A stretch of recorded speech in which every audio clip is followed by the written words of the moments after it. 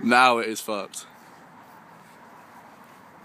I don't think that was a switch either. Oh well. For anybody who hasn't seen the inside of a washing machine,